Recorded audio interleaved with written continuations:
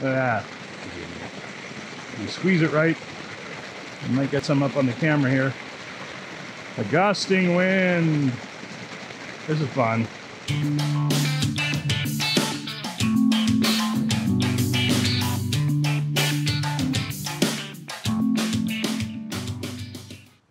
Hi everyone, I'm Jay. Welcome to my big backyard.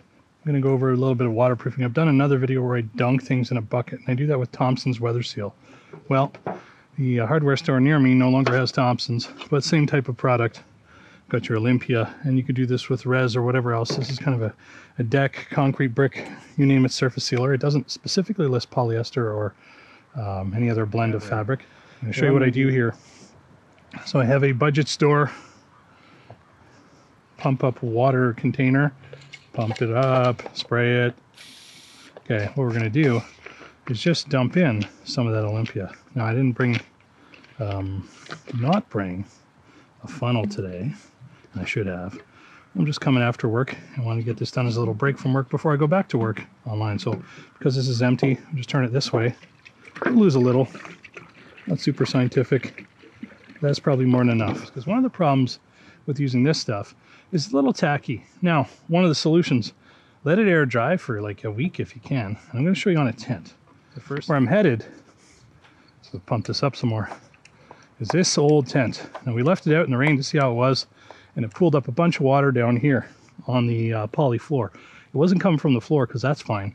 It came in here, I think, because this is really an old fly made out of polyester. And also through the zips, I think. So I might, if I care to use this, add some Velcro. I'm in a hurry here because you guys are watching. I'll pull that back.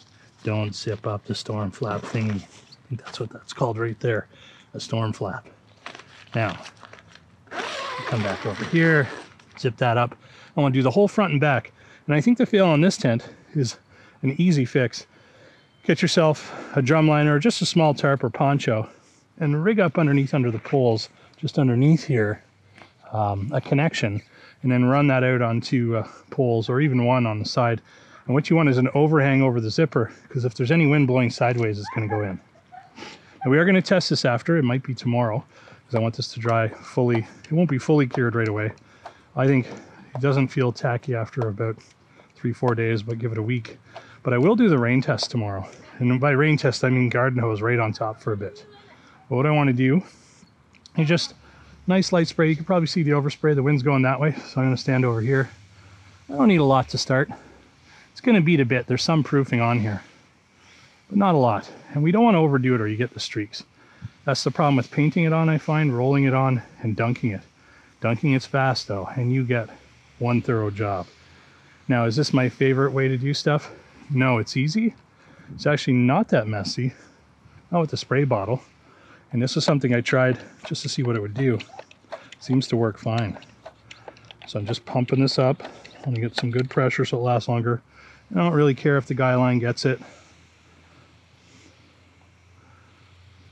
Just move it around. That's good enough there. I've still got lots in here. We got enough for a few coats. Probably do 2 and I'll have a bit left over and I'll focus on the open front. The back here has a good overhang. I can feel that wind behind me. So the side that's going to be interesting when it's windy, I don't know if you guys can see that overspray, it's going to be that side I haven't got to yet. And I'm going to do the polyethylene in here. Needs a little bit more pumping. I'll get a close look with the camera. You can probably see some of the beading. I might come by here and wipe this a bit. If that clumps a little too much, you'll get some weird discoloring, but it's not too bad. You can see some of this is actually absorbing into the fabric, which is probably a sign that I really did need some proofing. But I could be wrong. If you're an expert at this, you let me know in the comments what's good or bad about this. I have heard a lot of people complaining when they waterproof, the outside surface feels funny. As long as it's not sticking together when you fold it up, that's probably a good thing. It's probably letting you know that there's a coating there. So I'll give that a little bit more. Make sure I got the bottoms here. Get around this side a little bit more. Okay, we're going to come back and check this out in half an hour. One more close look here. See, we got a little bit of streaking up here. I'm going to come by and just touch that up with a cloth to wipe it. So you can see where the pooling's going to happen if it rains here, and that's just because the way this fly is. But I do recommend wiping it. So I'll come over here to the picnic table, and we'll grab one of my murder cleanup rags. It's actually from one of the videos I had on scout staffs. It's a little bit of stain. And I want one of the less stained areas because it's probably going to absorb a little bit more. I just want to get rid of some of that. It'll be a little bit shiny, that's okay. I find that if we just wipe it a bit, we'll reduce some of the streaks, and if I come back out, it won't be fully dry in 15-20 minutes. Give it another wipe. I might get another t-shirt that's not full of stain and not as stiff, just to absorb some of that. But you definitely get a lot of that if you're soaking it. And if we were hanging it up straight up and down, a lot of it would roll off. You'd still see streaks, not as noticeable on this color, definitely on the darker colors, because this is a clear coating. I'm just rubbing it around, and I think you'll notice we'll need less on the second coat. And I might not have sprayed as much on the back, I'm not sure, or the wind helped take care of some of that, but you can still see that wet sheen. So it's definitely on there. And I'll try and describe the texture when it is dry by touching it, because I don't know how you portray that any other way. Probably a good idea to guy out a tenth after when you're ready to fully dry it, just to stretch the fabric a bit. So all this can be done in a couple of minutes. Leave it sit, check it out in a half hour to an hour, see how it's looking, give another coat, and I'll let it sit for a couple of days. What I find, so this is the weather seal type stuff. This is good for a season or two before I notice any problems as far as any bit of leaking or anything else. Just gonna wipe underneath here too. Okay, back out here. Got a little bit of streaking and little droplets. So we'll give that a wipe again after, just to spread it around. You get a lot of that if you're just doing the brush on roll on. So actually just wiping up the excess now, and then I'm going to give it another spray anyway. Really only noticeable on the darker colors. Not even super noticeable when it dries, but if you do have enough pooling, you will see that. And if you're worried about that sort of thing, it'll bug you. Now, I'm visually impaired, so half the time I don't see it. Don't actually care. I'm looking at functionality. I'm going to start on the back this time because I'm here. Just a light spraying because we're getting towards the end of this, but that's usually all I need anyway. I find we need more air pressure. We get down to the last bit. I can always add a bit more.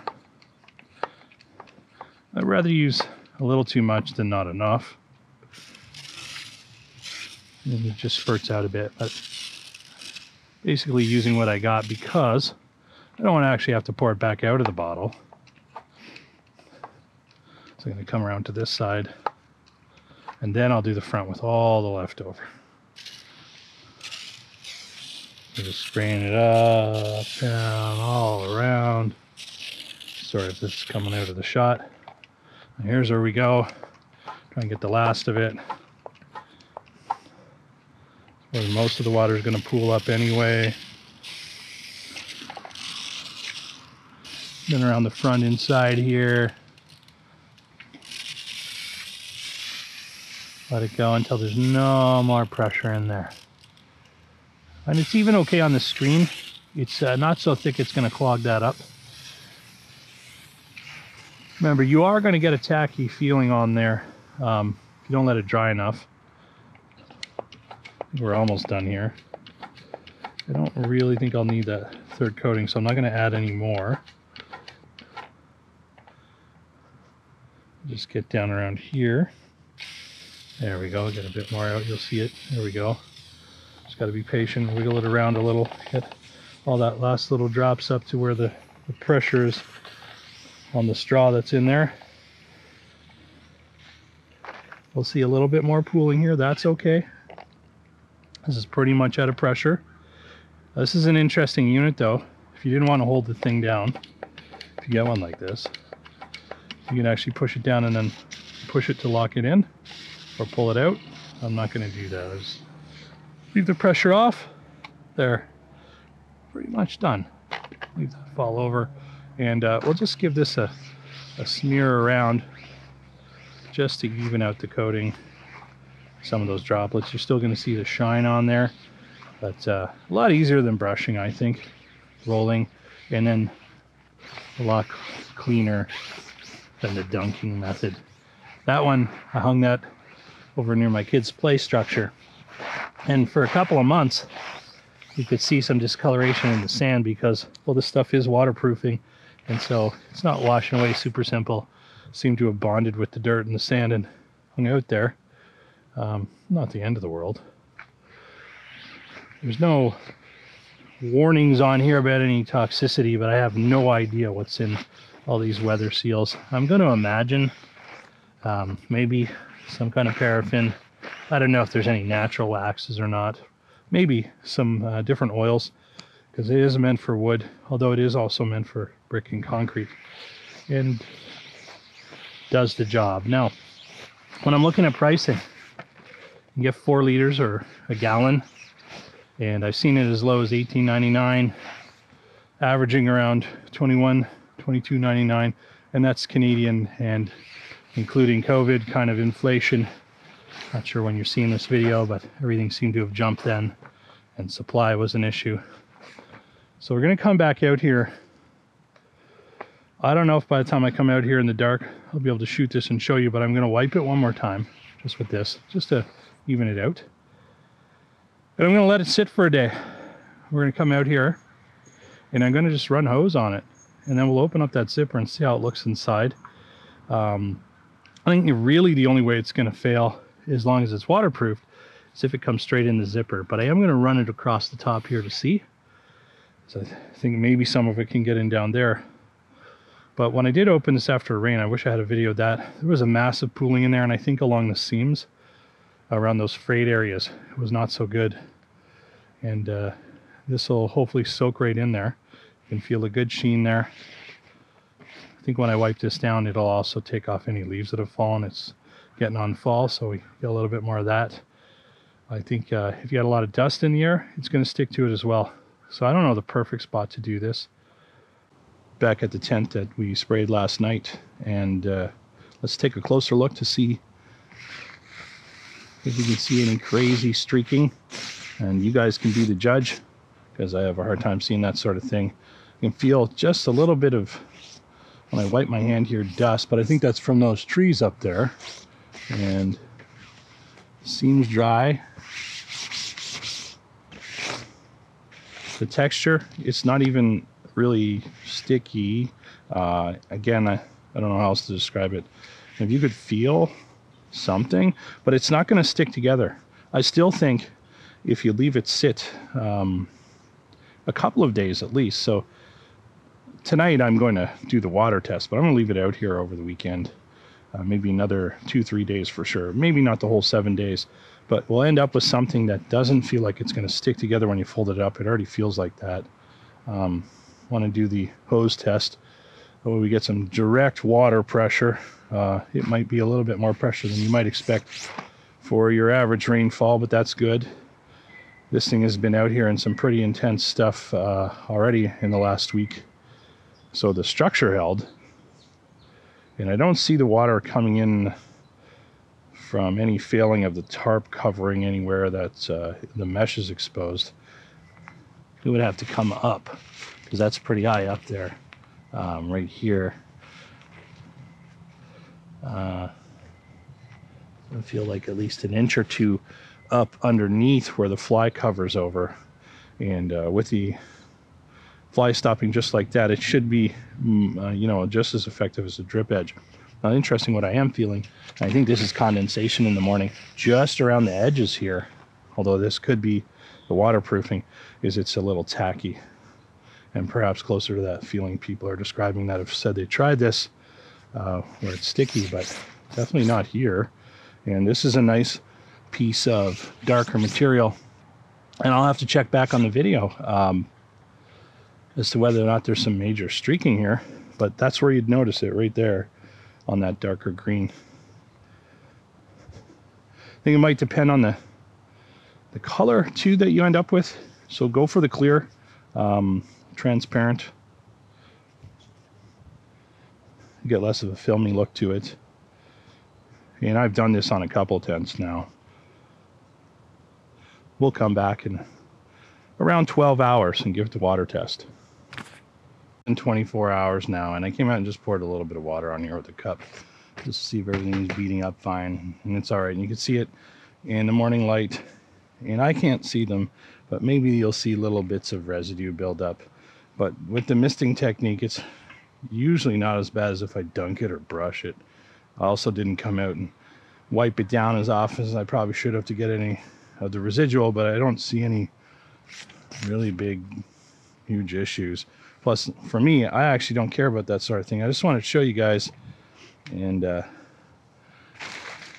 so it didn't rain last night. It's pretty dry in there. So I'm going to zip this up. Now, I think the only failing point here is probably going to be the zipper. I mean, it will fail eventually, I think, with what I'm going to do to it. We'll see. Because I am backwashing my pool. And I thought, well, one, I don't know if my hose is going to support what I want to do, because I want to spray it over here. But the hose is bent at a bit of an angle where it's coming out of the filter and reaches to about here. So I think I'm going to be able to squeeze it. I'm going to get a little bit wet here. Hopefully these this camera glasses thing will be okay. But I'm going to try and get some water directly on top there without trying to spray it straight into the zipper. But that flap, we can see, it's not really a test of the tent, but more the waterproofing. It's probably going to blow all around when you rain on it. And this is probably going to be, I would say, at least equal to a light to medium rain, but you be the judge. Maybe it's a heavy rain. So we got some good pressure. There's a few little holes there. We'll put my hand on that. Let's see if I can squeeze out enough. Oh yeah, okay. So that should simulate a light rain.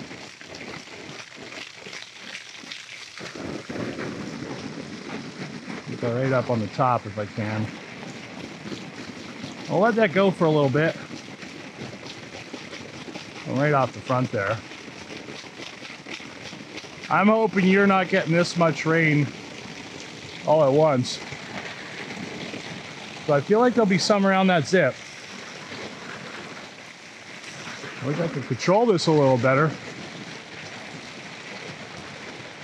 Well, I'm trying to get it up on top.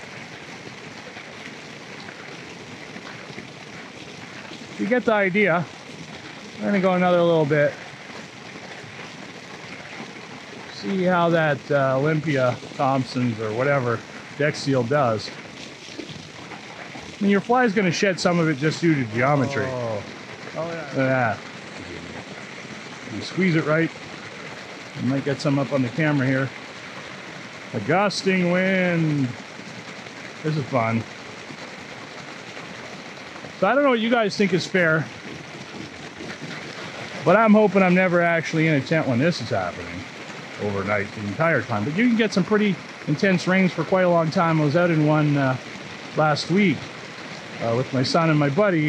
I think I mentioned that. And we had so much water coming under the tents. We had like an inch there, like pooling at the back, like you can see in my yard.